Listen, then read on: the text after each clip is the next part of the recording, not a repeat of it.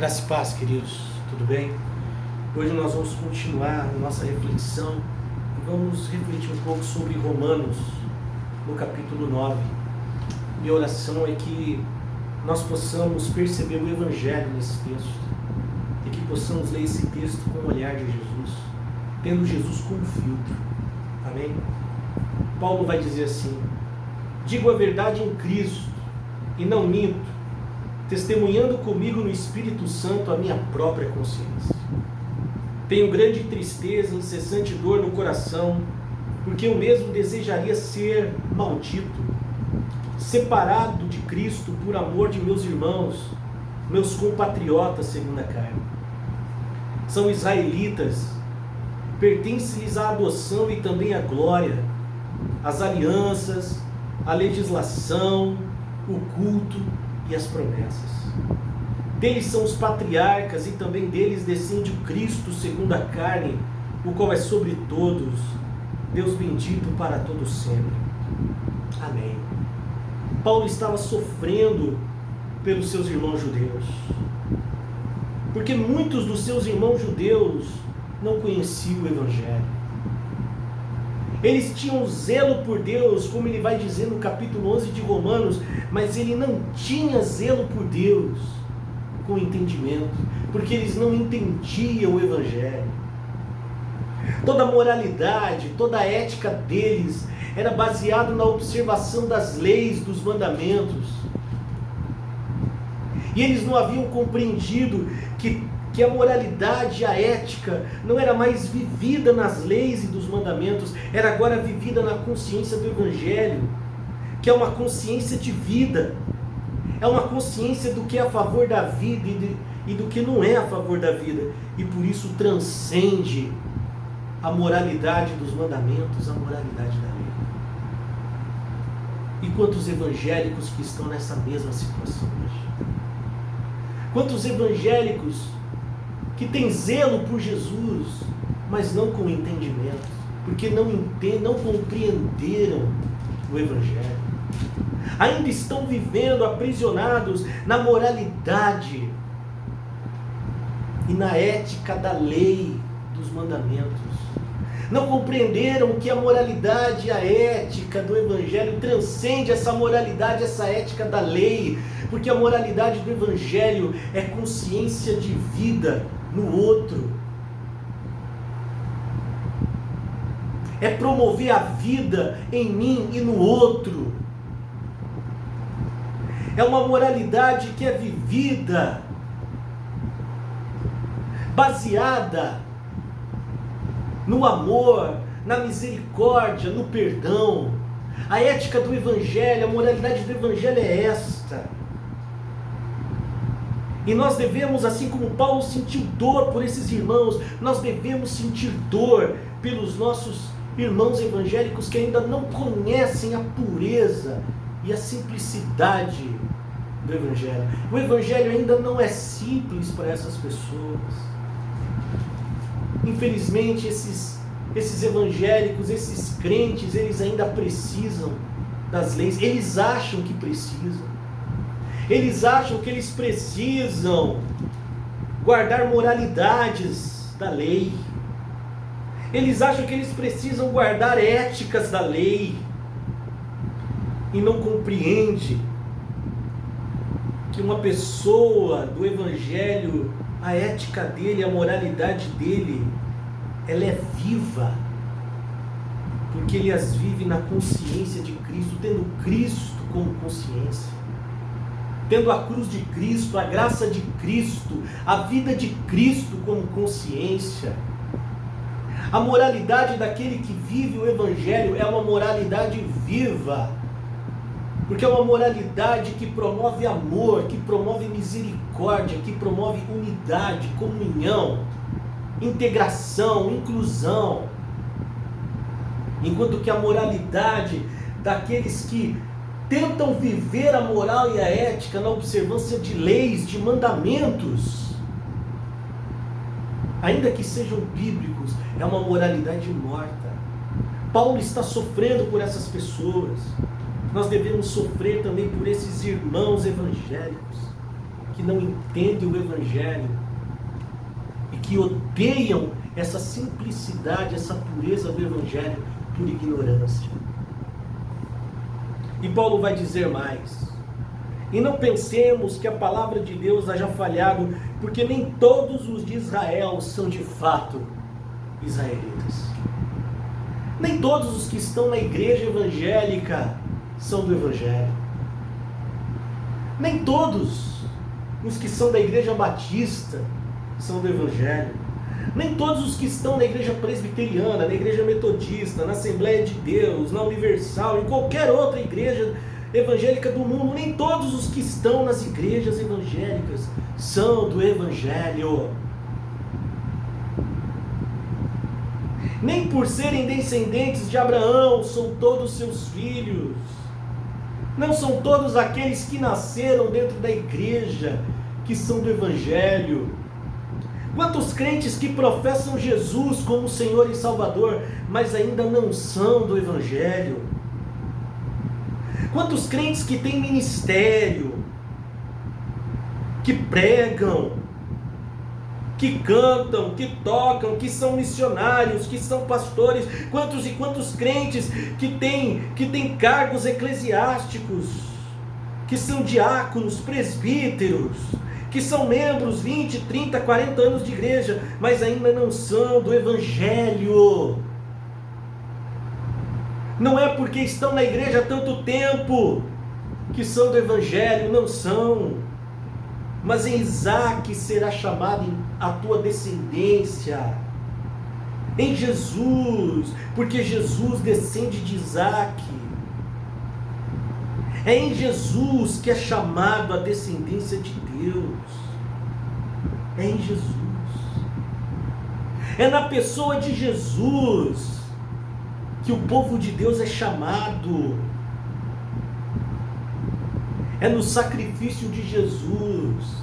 É no sangue que Ele derramou na cruz. É na sua ressurreição de entre os mortos que a descendência dele, que a igreja dele é chamada. A igreja de Jesus é aquela que vem de Jesus, é aquela que nasce de Jesus. Não é aquela que nasce da religião. Não é aquela que nasce dos sínodos, dos concílios, das convenções. Mas a igreja de Jesus é aquela que nasce do próprio Jesus. Isto é, estes filhos de Deus não são propriamente os da carne, mas devem ser considerados como descendentes, os filhos da promessa. Não são aqueles que nascem num lar cristão, que são do Evangelho. Não são aqueles que são batizados, seja por aspersão, por imersão, que são do Evangelho. Não são aqueles que são segundo a carne, que observam as dogmatizações religiosas da igreja, as doutrinações religiosas da igreja que são do Evangelho, mas são aqueles que são chamados em Jesus, que são do Evangelho. É aqueles que em Jesus são chamados para ser igreja de fato, é que são do Evangelho. Porque a palavra da promessa é esta: por esse tempo virei e Sara terá um filho. E não ela somente, mas também Rebeca, ao conceber de Isaque, nosso pai. E ainda não eram gêmeos nascidos, nem tinham praticado o bem ou o mal, para que o propósito de Deus quanto à eleição prevalecesse, não por obras, mas por aquele que chama. Aleluia! Não eram gêmeos nascidos. Deus decide eleger não baseado nas obras. Ele rejeita as obras. Deus não elege baseado na conduta humana. Deus não elege baseado na religiosidade do homem. Deus não elege baseado no bom comportamento, nos bons costumes, na moralidade, na ética humana. Deus elege em Jesus. Deus escolhe em Jesus. Deus predestina em Jesus. A eleição não é eleição nas obras, não é eleição na conduta do homem, não é eleição no bom comportamento do homem. A eleição só é eleição em Cristo, dentro de Cristo, e tão somente em Cristo. E fora dito a ela, o mais velho será servo do mais moço, como está escrito: amei a Jacó, porém me aborreci de Esaú. Jacó é símbolo do Evangelho. Deus elege o Evangelho. Deus elege a total suficiência de Jesus. Deus escolhe a total suficiência da graça. Deus elege a total suficiência do sacrifício de Cristo na cruz. Porque a total suficiência da graça é para os Jacós da vida, é para os usurpadores, para aqueles que, como Jacó, roubam a bênção de seus irmãos, roubam o direito de primogenitura deles. Deus elege a total suficiência da graça, porque a graça é para aqueles que se enxergam e que se olham diante do espelho da graça e dizem: eu sou mau, eu sou depravado, morto, incapaz de me voltar a Deus por minha própria vontade, eu preciso da graça para ser salvo. Deus elege a total suficiência da graça, porque a graça é para os filhos pródigos que se enxergam e voltam para o Pai, destruídos, e dizendo: Pai, pequei contra o céu e perante ti. Eu não sou digno de ser chamado teu filho, trata-me segundo um dos teus trabalhadores.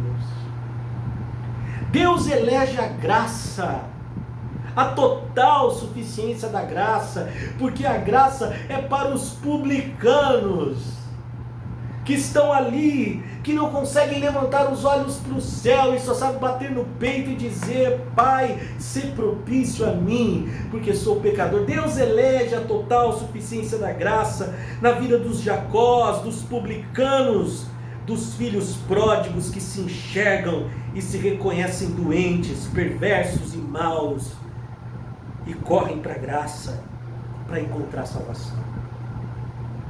Que se despojam dos seus méritos, que se despojam das suas obras e sabem que só na graça encontrarão a bendita redenção em Cristo Jesus. Porém me aborreci de Esaú. Eu rejeitei Esaú. Deus rejeita a religião, Deus rejeita as obras do homem, Deus rejeita a meritocracia humana. Esaú é símbolo disso. Esaú é símbolo da tentativa do homem de chegar até Deus por meio de sua própria vontade. Deus rejeita as torres de Babel construídas pelo homem para chegar até Deus. Deus rejeita a lei de Moisés como meio de salvação. Deus rejeita os mandamentos do Antigo Testamento, porque sabe que eles não podem salvar, e elege tão somente a graça, porque a graça não precisa do auxílio da lei, nem dos mandamentos bíblicos para salvar ninguém, porque a graça basta. Ele rejeita Esaú, ele rejeita os mandamentos e a lei, porque a graça somente basta e mais nada. É o que ele faz. Essa é a eleição da graça segundo o Evangelho. Que diremos, pois? A injustiça da parte de Deus? De modo nenhum, pois ele diz a Moisés: terei misericórdia de quem me aprouver ter misericórdia, e compadecer-me-ei de quem me aprouver ter compaixão. A religião não tem compaixão de ninguém. A religião não ama ninguém. A religião só quer saber de escravizar. A única coisa que a lei sabe fazer é tornar escravo. A única coisa que os atos religiosos sabem fazer é manipular. Os atos religiosos só sabem fazer terrorismos. Mas daí muita gente vai dizer, mas isso é injusto, porque eu sou um bom religioso, eu oro todos os dias, eu subo a um monte, eu dou o dízimo todo mês, eu dou oferta todo mês, eu vou à igreja todo domingo e também toda semana que tem culto, eu vou à igreja no meio da semana. Eu participo assiduamente do ministério de casais, das mulheres, dos irmãos. Eu estou ensaiando todo o ensaio do ministério de louvor. Deus é injusto? Não, Ele não é injusto. Porque a sua misericórdia, porque a misericórdia dele não se baseia no que você faz, mas a misericórdia dele se baseia na graça dele, se baseia no fato de que ele escolheu a graça para se compadecer de você. A justiça dele se baseia no fato de que ele escolheu Jesus para ter misericórdia de nós. A justiça dele se baseia no fato de que ele escolheu a cruz para nos encontrar. Ele não escolheu a nossa boa conduta, Ele não escolheu os nossos dízimos, nossas ofertas, Ele não escolheu o nosso cargo eclesiástico, Ele não escolheu as nossas pregações para nos aceitar, Ele escolheu tão somente a graça. Por isso Ele tem misericórdia de quem quer e se